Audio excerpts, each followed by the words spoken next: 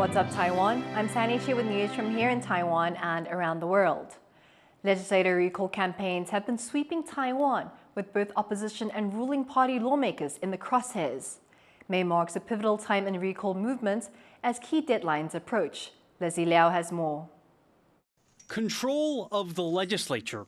That's what Taiwan's ruling Democratic Progressive Party and main opposition Kuomintang are struggling over. The KMT, in coalition with the smaller Taiwan People's Party, has a slight majority over the DPP. And that's causing problems for the ruling party, which is hitting roadblocks in implementing its policies. Most notably, the legislature slashed the government's proposed 2025 general budget by a record of near 7%. Civic groups have initiated recalls against KMT legislators, while the opposition has launched recalls of their own against DPP lawmakers. All in all, 50 lawmakers around the country face takedown campaigns. Before recalls can be taken to a public vote, campaigners must complete a two-stage petition process. In the first stage, they must collect signatures from 1% of a lawmaker's constituency. In the second stage, that bar is raised to 10%. The recall movement has been going on for months now, and second-stage petition deadlines have arrived. The first deadline was last Friday, beginning with a move to recall KMT lawmaker Huang Jianbing from Taidong County. Organizers say they've submitted more than enough petitions to initiate a vote. 希望在这里可以再带领全国其他地区的罢免呢，能够马上大家加油。 And election officials in Taidong say they're going to do their due diligence. 将依法验收，并将审查结果呈报中央选举委员会。 This all comes at a time when the KMT is questioning the system. Prosecutors have searched several KMT offices in recent weeks and detained party officials after reports surfaced that the names of dead people have shown up on recall petitions they are involved in. The KMT says the moves represent efforts by President Lai Ching-te to stifle the opposition. 蔡总统的态度已经很清楚啊，他希望每一个选区 只要罢蓝的都要过关，所谓的鹰犬们就全力的照他的态度来对在野党不断的追杀。But that hasn't stopped the recall movement. Over in Hualien County, a KMT stronghold, a recall campaign against KMT legislator and caucus whip Fu Kunxi is picking up steam. Organizers say they've received over 32,000 signatures in the second stage, well over the 20,000 threshold required to put his seat to a vote. 这不只是一次的罢免行动，这是一次对长期政治垄断结构的反抗，也是花莲公民对不负责任的傅昆萁表达拒绝的行动。 Responding on social media, Fu says he respects the will of the people, but believes voters will choose to keep him in office. Monday is also the second stage petition deadline for KMT Deputy Speaker Johnny Jiang. Campaigners against him said they collected enough signatures and have submitted them. While this opening salvo seems worrisome for the KMT, deadlines for recalls against DPP lawmakers won't come until the end of May. Election officials also must validate every signature before an official recall vote can be called. Though the campaigns have been going on for months now, it's still relatively early to tell how the recalls will play out and who will be in control of the legislature a year from now.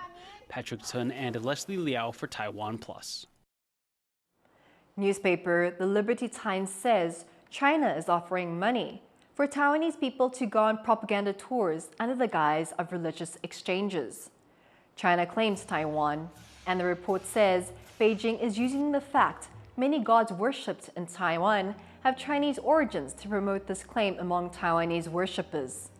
The report says China offers around $30 per head to those who convince Taiwanese people to take part in these trips. In response, the Interior and Justice Ministries say they're ready to handle any illegal activity that may be tied to these group tours. The military says Taiwan received a first batch of 16 ATACMS missiles from the US in January. Military sources have independently confirmed the delivery of the missiles. Local media reporters say another 48 of the missiles were scheduled to be delivered in the first quarter of this year. ATACMS is a supersonic battlefield missile with a range of up to 300 kilometers. The missiles are part of a deal agreed in 2020, which also included HIMARS rocket launchers.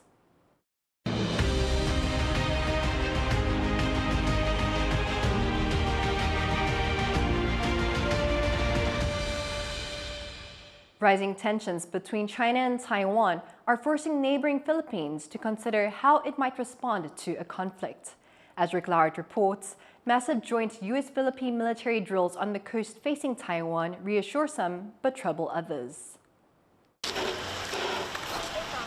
51-year-old Philippine fisher Edison Palato has spent the last 2 days shorebound, drying last week's catch of anchovies. He's unable to head back out to sea because just off this coast, the Philippine military is conducting live fire drills with US forces. Despite missing out on much-needed income, Palatao supports the joint exercises. Napakatahimik po itong apari. Kung ganun po ang mangyari, lalong-lalo na wala kaming kalaban-laban dyan. Ang gusto lang namin, nakasuporta po ang military dito sa Cagayan. Along this remote coastline in the northern Philippines, hundreds of US and Philippine troops are training side by side, using planes, tanks, artillery and infantry to practice holding off a potential invasion.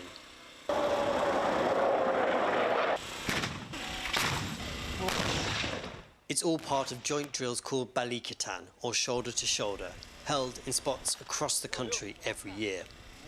Enemy that we are fighting against here is an amphibious force coming from surface ships deploying an amphibious force whose intent is to establish a foothold on the beaches with an intent to move inland once that mission has been accomplished. So a counter landing is intended to stop them. And this location was chosen on purpose. Taiwan is just a few hundred kilometers north of here, across the Luzon Strait. Beyond these waters, China has been conducting more and more military sorties encircling Taiwan, putting pressure on the self-ruled island nation that Beijing says is part of its sovereign territory. The Chinese drills have got the Philippines planning what it would do if war broke out. In any conflict scenario, it is essential that we establish sea control over Basi Channel and Luzon Strait. And one way of enhancing sea control is to have positive presence in Cagayan province. To bolster its defences, the Philippines is giving defence partner, the US, more access to strategic areas like this. But not everyone here in rural Cagayan, where many families have Chinese heritage or business ties, welcomes American boots on the ground. We should not go along with the U.S. what they want. We should decide on our own, not based on the U.S. policy or not on base their advice to us. And suspicion here is growing over a new infrastructure development project. There are fears it could make the town a target. They just told us that it's a port expansion, a tourism project for the betterment of Apari. I don't know if it collides with what is happening right now with the military exercises. For many on this far-flung coast, life is not easy. They rely on fishing and farming to get by, livelihoods made harder by rising temperatures and more frequent typhoons. Now, as gunfire rings out near their homes, they know they must also face another growing threat. The fight for regional dominance moving closer to their doorstep. Fu Hua Hong, David Santos and Rick Lauert in Cagayan, the Philippines for TaiwanPlus. Thank you for watching What's Up Taiwan. I'm Sanichi. Take care and see you next time.